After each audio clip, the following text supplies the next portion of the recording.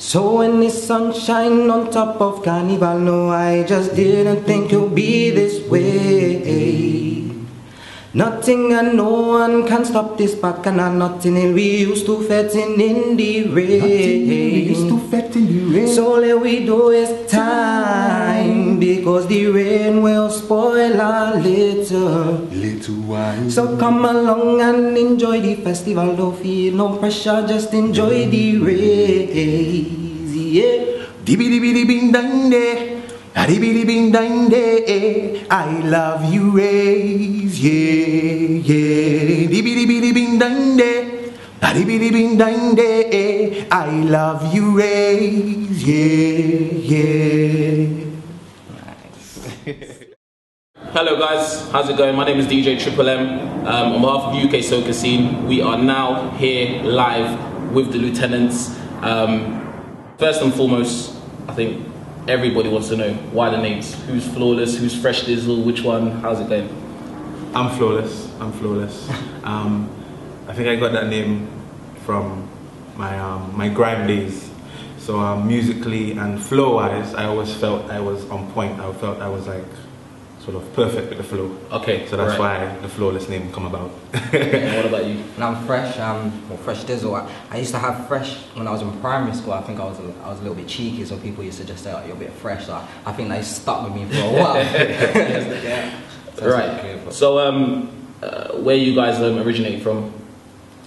In terms of country? Yeah, in terms of heritage, everything. Where you Alright, Dominica. And St. Lucia. Yeah. Alright, so have you guys ever been back there? You guys were born there or there? I was born in Dominica, raised on various islands, and I came here when I was 13. Okay. So I've been back once or twice. Yeah. And I was born here, but I've been to St. Lucia a couple of times. It's been a while though, it's been about 5 years. So I'm looking 5 years? Yeah, it's been a while, My goodness. So how did you guys actually get together? How did you meet? What's the story behind that? And that was good. We collaborated on one of our friend's songs. This was before we actually even did soca. Yeah. He was doing R&B and I was doing grime. We collaborated on a friend's song. Sort of felt the talent that each of us had, right. And we stayed in contact. And then later we joined together in some big grime rap group called North Lutenants. And as time progressed, you know, the people that are not so passionate about music sort of left, and we stayed, kept experimenting with different sounds, funky house, all these sort of genres. Right. But then it got to reggae, and then it got to soca, and it was like, wow, That's where we found it. Yeah. this works. So originally it didn't start off with soca? No. Wow. So typical London music teenagers, you know? Okay. So what would you say that influenced you to move towards the soca scene? I think it was at the right point in our sort of teenage years. We were sort of finding ourselves and who we are, you know? And it's like, okay, I'm Dominican, that's my heritage, let me find out a bit more about it. I think he was probably doing the same thing with St. Lucia. So when we did the music, it sort of felt natural. It felt, this is us. This is what we should do. This is what we should represent. It's because it's who we are. Right. And we just kept at it ever since. So as you already know, it's the Notting Hill Carnival season. A lot of artists are releasing their tracks, releasing their albums. What has Lutenants got up their sleeves right now? So right now we've just released our new track entitled Your Race. We just released it just now. We're looking to perform it, going to different performances, doing different interviews like here today. Just trying to get our music out there and just keep that consistency that we've always had, just keep it rolling. So yeah, right now it's Your Race. So Your Race is your latest track. Yeah. Where can people find that? Where can the people hear it? Everywhere. It's going to be released on iTunes, Google, Spotify, all major distribution sites, as well as the social sites, SoundCloud, Reverb Nation. So everywhere. Okay, so you're looking to kind of push it as much as possible. So what was the concept behind Your Rays? How did you guys think about it? What was the whole idea behind it? Well, Your Rays and Rays of the Sun, so it's about the sunshine. It's actually tendering towards the calypso side, modern soca. Right. And that's our first attempt, so it's very nervous, very scared about that. We kick off the actual song, taking it back thousands of years, talking about our ancestors, how they were sort of natural connoisseurs of the earth. Okay. They used to sort of dance to the rain, and when the sun came out, we actually sang to it. So I start off the track like that, then it goes into the chorus, and then Fresh comes in with his verse. Yeah, well, I guess my verse is more now, how we are now. So in the present day. Yeah, so I guess where he brings it back, I bring it to us now, and I guess how we enjoy the song when we're in Notting Hill Carnival, and we enjoy it when it's out. And sometimes you see the people that are in Notting Hill Carnival, if the sun's not even out, if it's raining, they're still there, they're still enjoying themselves. So I guess it's just an enjoyment of the sun, and how we don't appreciate it as much as we used to. We don't have that same bond that we used to share before, so we just want to show that appreciation. So it's more or less like a history lesson per se. Yeah, if you listen to it, it's a storytelling. Yeah, if you listen to it, you'll get that. It's laid back. It's not the jumpy vibe. So I hope people will still like it. So in terms of the production, who did the production? SD Productions, of course. Try to keep it as homegrown as possible. I mean, you guys have been doing this since, I believe, 2008. You guys formed. Yeah. I mean, in the UK soca scene, in terms of performance-wise, you're not really seen a lot. No. Is there any particular reason for this, or are you guys planning something huge? Are you doing, you know what I mean? Yeah. Or is it?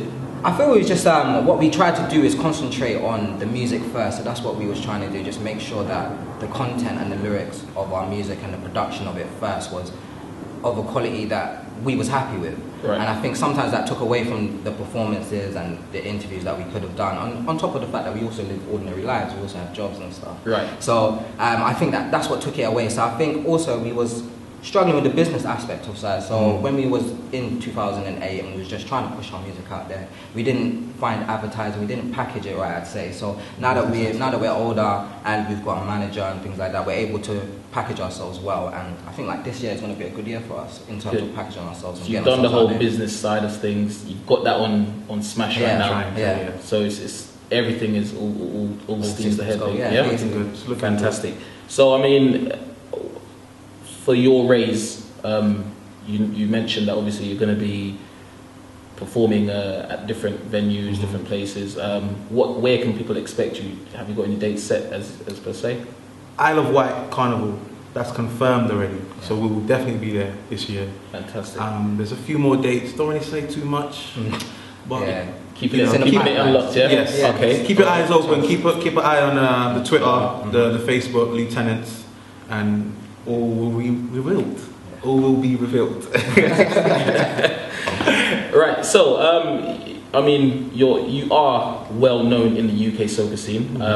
I want just your personal view of how you think the UK soca scene is going at right now. I mean, for me, I think it's developing day by day. How do you guys view that?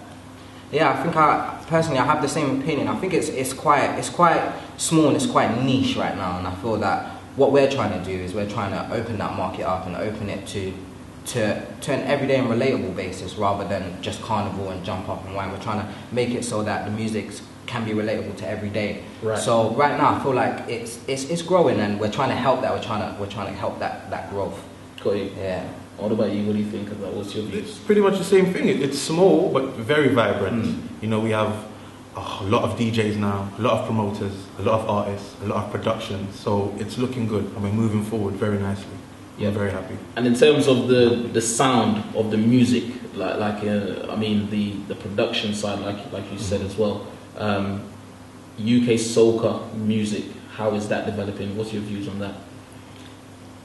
In my opinion, I feel like it's still trying to find itself. I feel like people are still trying to find their sound and find their element and where they are. And I think that it does take time. Like we've been doing this, like I said, in 2008, and we're still trying different things. We're still trying to do different genres even.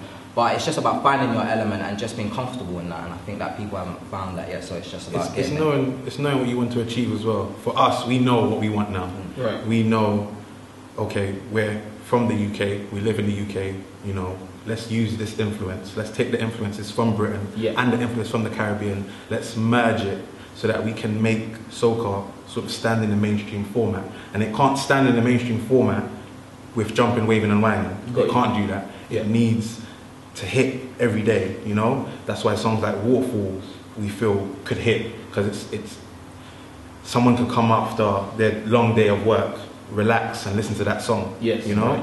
And that's what we're trying to achieve. It's making it every day. So I mean, that kind of relates to, I mean, if you guys, I don't know if you guys heard, but the Bungee Garden situation, when Bungee Garden appeared on, what was it, 106 and Park, just the other day. Yes.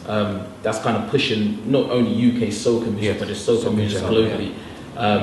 Do you think that will be a good thing? I mean, the fact that Bungee Garden has been on 106 and Park. I think it can only help. I think in that sense, because it's only opened the door, and I think that it's helpful in a way that he's on there because he's got a platform to now showcase that, and he in a sense he can do it, as I say, as the eyes are on himself. He can showcase what he's capable of, and then people would look underneath him and say, well, what else is there? So I think it's a good opportunity and a good window, but I think it needs to be used. I think it can't be wasted. It's for us to push on now. Yeah. Do you think soca music needs to change in order to be classified as mainstream? Slightly. It does. In what way? What would you say? I think personally, it doesn't really need to change. It just needs to have different sort of genres within it. So like soca, you can have calypso, that's a different sort of genre within it. Yeah. So you can have different sort, I'd say like Major Lazer with Marshall Montana, that is almost a different genre within soca itself. Right, yes. So you can have different types of soca, and different types of soca would obviously attract different types of people. So I think with that sort of blend of different genres, I think it could work. Right, so you're in the soca scene. What do you think needs to change, or what do you think can develop within the UK soca scene that will push it higher and higher? Wow, that's a crazy question. We're only doing tough questions though. This is UK soca scene, you know? In terms of us as artists, that's all I can really speak on. Yeah. Is making the music more relatable. That's what we feel we can do. Making it more relatable so that it can actually just stand in the actual UK charts. Yeah. And that's what we're trying to do. That's it, really. So I mean, I want you to elaborate on that. So, okay, you've got your rappers in the UK who are now also doing tracks with US mainstream artists. You've got your dance, your hip hop, all different genres. So soca music, do you not think it needs that extra push internationally in terms of you guys working alongside different artists within you know what I mean, the same soca scene?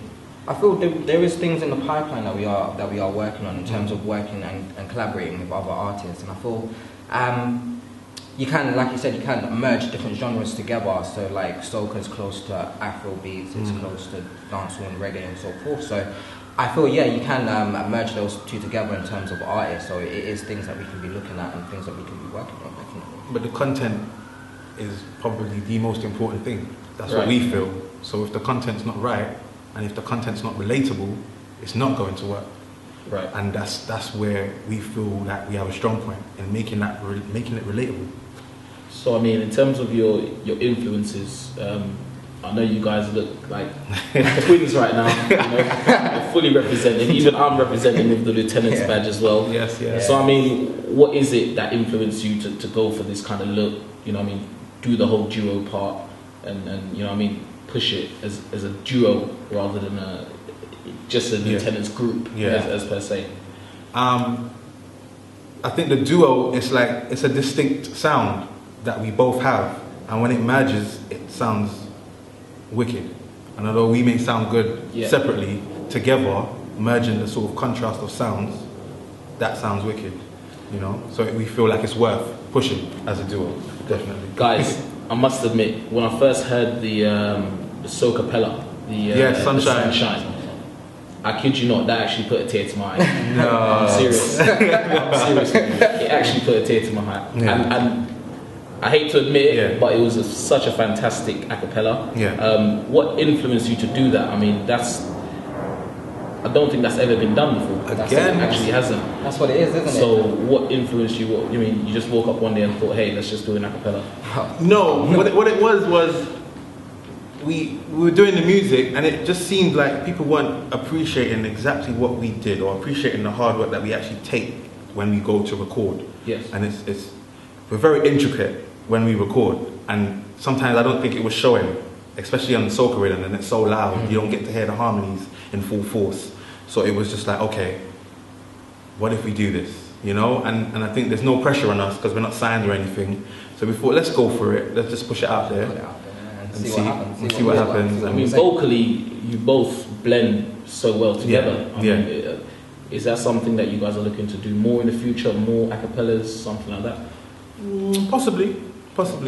It felt right at the time, and so, like you said, it relates to a lot of different people, and I think that Sunshine track related to a lot of different people within. Who are not even in the soca scene. Yes.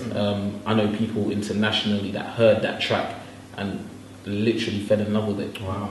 So I mean, you guys are well known abroad as well. Yes. Are you guys looking to do anything internationally soon? Would love other to. than the Wales. Would love to. It's always the next step, isn't it? Yeah. It's always the next step. Do you think that the artists within the soca scene, at the moment, they're kind of always recycling the same old kind of genre, or the same old concept of track, as you said, the whole jump up track, or the groove and winding track? Yes. Do you think that Lutenants can do something different or bring something different to the soca scene? Yes. Of course. Of course.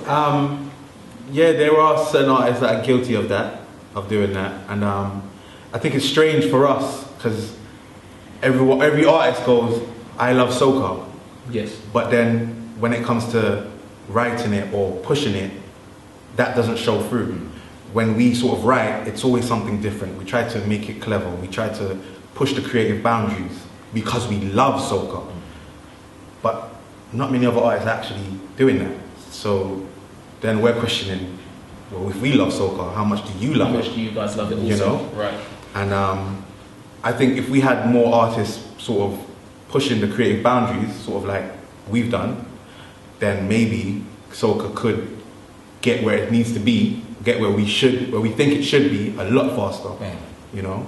So I mean, there are a lot of artists as well who are developing, looking to get onto that main market, like where you guys are now. What would you say they need to do, or how can they push themselves further to reach where you guys have reached? I think first of all, out of everything, you know, you need to just look and be like, do I love this? Yeah. What's my passion? What's my passion rate? You know? After that is looking towards the main industry. We look towards the main industry in terms of standard, you know? Is our track up to par in terms of the standard of mastering, production, you know, lyrics? We're very critical of ourselves, you know? And you need to do that if you want to stand next to them. Yeah. You know, you want to stand next to the major acts, you know, you got to prove yourself. So I mean, some artists, no matter where they're from, they'll be like, okay, cool, there's a carnival coming up soon, I'm going to create a track for that specific carnival. Yeah. No matter what it says or how the sound is or whatever, they're just going to release it for that carnival. Yeah. And sometimes it may not come off as a great track or whatever. I mean, are you guys like that, or clearly not? You guys are more the case of taking your time with the track and seeing, you know what I mean, developing it in the studios and whatnot. I feel we used to sort of be like that. Like when we first emerged, and we would have tracks. We might hear a beat, we might hear a production, we like it, we just write something straight away. We just get it out there and just want to expose ourselves. And I feel that in itself, that rush sort of hinders your creative ability, because you're not thinking about it. So I feel now, where we've grown and matured, we're able to think about the lyrical content, we're able to think about the lyrics and what we're actually trying to get out to people and what we're actually trying to say to people.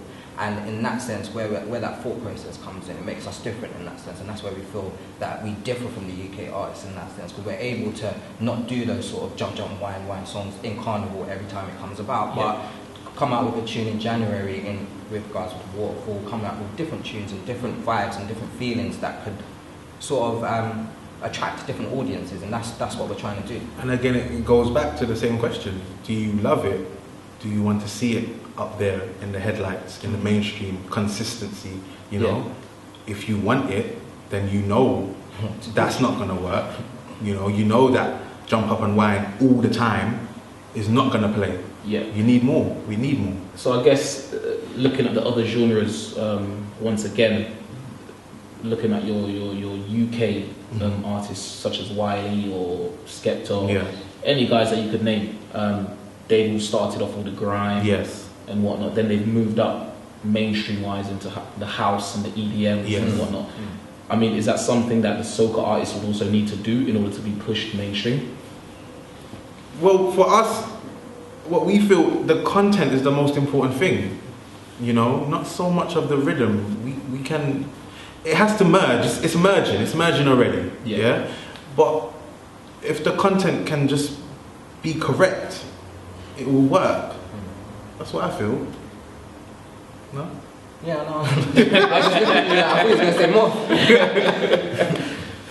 What about yourself, Fresh? I feel like it was all about the content. You can anyone can hear a good beat and like it, you know what I'm saying? But if you don't have the lyrics on top of that, it's not really gonna work. And yeah, I don't like the fact that we can recycle tunes and be happy that it's okay. Like you can make the songs, same sort of songs, and be content in that. Be content that you can do that. Be content that you can make a song at Carnival when it comes out, and that you're okay with that. I feel that you're not consistent enough. You're not trying to push yourself. Do you know what I mean? Like I feel with us, we're trying to push our music, but also push ourselves. We try to push ourselves into different genres, different styles, and that in itself betters us as artists, I think. But clearly, it's not, as far as I'm aware, it's not clearly just about the content or the beat, because I mean, I've heard tracks before which are very repetitive, and they get out there into the mainstream, no problem. No matter who the artist is. Yeah. So I mean, I've seen you guys do photo shoots, the whole marketing campaign as well. How's that going for you guys? I mean, what do you guys do to develop yourselves in terms of the marketing and business side of things? It's just trying to improve day on day and looking. We look to the mainstream to judge ourselves and okay, this is what we need to do. We need to do photo shoots and we need to do big promo sort of big statements and stuff like that. Even the Waterfalls album cover, looked fantastic. The whole blue things raining, you know what I mean? Yeah. There was one where you guys were in the jungle as well. What was that one? Yeah, Sleeping Giants. Yeah. So I mean, loads of different marketing little stunts that you guys do, which is I think fantastic. Really, how do you guys get about that concept, and what do you think of really when it comes to those photo shoots and stuff? You got to credit our photographer / manager / stylist / everything. she really helps us out in that arena. So again, it's having a good team, having a good team behind you will definitely help to sort of push your music and push yourself forward. So clearly there is a team behind the Lutenants. It's not just the two. It's not that big, but it's strong. Yeah, it's strong team. Yes, that's what you need. Right, guys, we're gonna get in a bit deep in terms of the question I'm about to ask. Woo. So make sure you answer the right for this one. All right. In terms of the soca scene or the UK soca scene, shall I say? Do you think that they have your back, or do you think that they fully support you as an artist? Or any artist that is out there? Generally, I think in terms of the UK soca scene, I feel it's got a certain stigma behind it, in that people here feel that it's not as great as the other artists, so they don't want to listen to it. Not even that they don't want to listen to it, they don't want to give a chance to listen to it. Yeah. Whereas I feel if they gave it a chance, that they would like certain songs. Not every song you're going to like, not every soca artist you're going to like, but I feel that if you did maybe listen to a variety of UK soca artists, there's guaranteed there's going to be at least one song you're going to like within that. There's going to be at least one artist that you're comfortable with listening to. Yeah. So I thought it is supported in a way, but there is a stigma behind it generally. And with us personally, I feel that with that, it comes that stigma. We have that stigma attached to us, in that you might say, oh, well, we're not going to give them a chance. We're not going to book no UK artists. But then they might hear something or hear a review and say, oh, well, who are they? And then they come to us and then they will ask. Yeah. So I feel that it does have its pros and cons in that sense. What about you? The statistics doesn't add up. It doesn't add up at all. And maybe we should take some blame on ourselves. I feel we're doing that right now, and like we're doing Your Raise, pushing it for a publishing company and a distribution company to really get it out there, you know. So we're trying our hardest, but it still doesn't seem like, you know, we're getting that support, you know. So, I mean, would you? Sorry to cut you there, but would you blame it on the promoters and the clubs as well? Because I mean, there are certain events that have happened throughout the years where they've chosen to book international artists to bring to get people into the event, rather than to support the UK, you know what I mean, the local artists? I think that there's like I was saying, there's a lot of talk, like they say, like a lot of promoters, a lot of DJs will say, well, yeah, we do support it, we are there, we do like it, this is where we come from, this is what we want to support. But when it comes to the crux of it, when it comes to the show itself, then you might not get that show, you might not get that call, you might not get that email. I think they do play to the crowd to a certain extent, and they don't really support their homegrown, they don't really support the talent that is here in order to help it grow itself. And again, it's sort of, they had valid excuses in the past, I felt. They had valid excuses. Okay, they don't sound too right. Okay, maybe a bit scared. But not now. Not now. They're solid artists, Lutenants, Trini Boy Juicy, who are putting down great tracks. The quality of the tracks is to industry standard. You know, we have the full works of performance, we have the confidence, and we're still now not getting the shows and the things that we feel like, okay, we're ready now to do this, and we're not getting it. But who is that down to? Is that down to the artist, or is that down to the promoters? Everyone's got to take blame, but some artists now are saying, hey, hello, we're here now, we're ready, let's go, and nothing. You know, and it's hard, it makes it difficult because then you get disheartened, you might feel that, you know, you've got a track out that is of industry standard, that should at least be played in a club, or you don't have to book a show, but you can at least play it on your radio station, you can at least play it when you go out at least, and those things still don't happen. I feel you do get a little disheartened, and you do sort of come into your show a bit more. I think with us, what we tried to do, what we did is that when we get disheartened, we'll say, okay, well, we'll just make our music, and we won't lash out. We won't say, well, hey, come on, guys, like this is the song, this is it, this is what we're doing. You guys should be supporting. And I feel it's gotten to a point where we've had enough, so to speak, and that's why we are going to distribution companies and publishing companies to get it out there and to get it out there in different ways.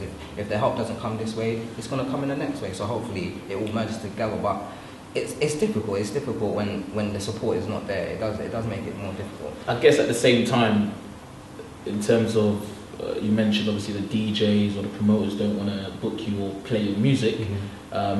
However, in terms of, you have to look at it from the other point of view as well, I guess, where the DJ may not find that if he plays your track, then the crowd may not respond to it in a particular way because, once again, of that stigma. So it's more of like a chain of reaction where, you know what I mean, the DJ doesn't want to feel embarrassed, you guys are not getting your songs played, and the promoters are not booking you. So how can we change that, or how can we break that barrier, really? Maybe a lot more communicating. And then I don't think that's true either, because I've been to clubs at the start of the year and they're playing the new Marshall song and no one knows it, but he will keep playing it until everyone knows it 3 months later. That same thing can happen. That same thing can happen with UK Soca artists. But I don't know. Maybe they don't believe. Maybe they don't believe in us as artists, and maybe communication could solve that. A lot more talking, a lot more getting together. Clearly, the production side is there. You guys are getting your tracks mastered. They're sounding wicked. Yes. It's got body to the track. Everything is perfect in terms of the track itself. It's just not pushing it out there. That's what I say. So that's why we try to go to different avenues, and maybe before we would maybe email the DJ and just say this is our track. Now we've got distribution companies and publishing, so it's different avenues that you can take where doors are shut one way, another door opens. So I feel we're just trying out different things and just trying our best to at least get our music exposed and just get the word out there in regards to it. Okay, so what soca artists, or which soca artists, shall I say, influence you the most in terms of the music that you guys release? For me, Mr. Killer. For me, it's kind of changing now. It's Marshall Montano, but it's getting like Tian Winter. Okay. So yeah, it's sort of merging. I'm not sure which one I like the most now. Yeah. Why Tian Winters, or why Mr. Killer? Yeah. Personally, I think Tian Winter, he's just got the most cleanest voice in the soca industry. To me personally, his voice is just so clean. So I just like to listen to it. I like to sort of it inspires me. It really does. Yeah. I think for Killer, his content was always rangy. He was always, it's always varied, and that sparked on for us and our thinking. you know, about us being in the UK and having different influences and stuff like that. So that was why Mr. Killer's a big influence for me. Yeah. Right, so we're in 2014 right now. Yes, yes. You've just released your first track, which is Your Raise. Yes, yes. Anything else to come out of 2014 for Lutenants? Well, it's just a lot of interviews now that we're booking ourselves for, a lot of shows that we're trying to push ourselves and book for. So, just for example, we're doing the Isle of Wight Carnival. Yeah. The 29th of June or the 28th. Something like that. It's one of those 28th. days, 28th or 29th. So, yeah, just getting ourselves out there, being able to promote our new single that's out. So, you know, pushing ourselves on Twitter and stuff. We're working on something special. Something special. Nah, you can't just say that. You have to elaborate on it.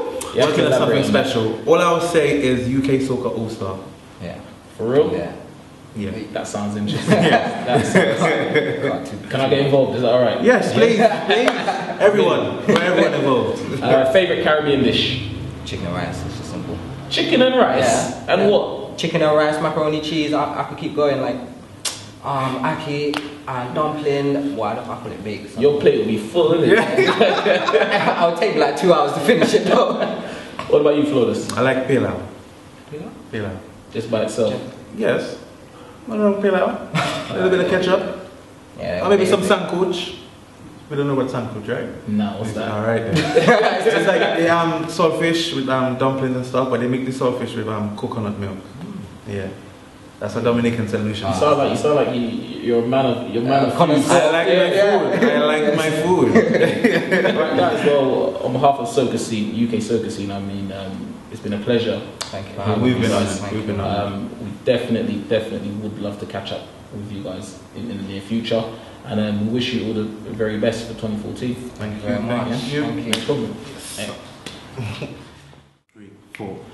Lately you've been stressed out, I know. I wanna take you to a place where your stress will go,